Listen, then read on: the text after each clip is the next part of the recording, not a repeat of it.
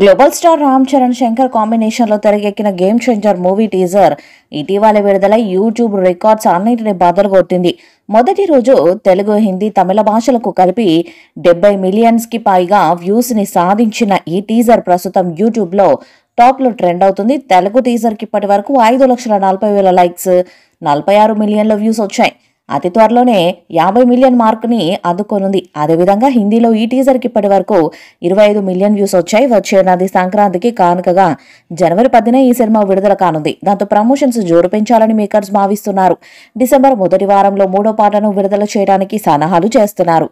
ఇది మెలోడీ పాట అని తెలుస్తుంది. ఈ పాటకు తమన్ అద్భుతమైన సంగీతాన్ని ఇవ్వగా శంకర్ భారీ విజువల్స్ తో సినిమాలో తీశారంట. దాంతో ఈ పాట మీద అంచనాలు భారీగా ఉన్నాయి. మరి విడుదలయ్యాక ఈ పాట ఎలాంటి రికార్డ్స్ ను క్రియేట్ చేస్తుందో చూడాలి. సినిమా విడుదల సమయం దగ్గర పడుతుండటంతో దిల్ రాజు ఈ చిత్రం ప్రమోషన్స్ చేయడానికి నార్త్ ఇండియాలో ప్రత్యేక స్ట్రాటజీని అమలు చేస్తున్నారు.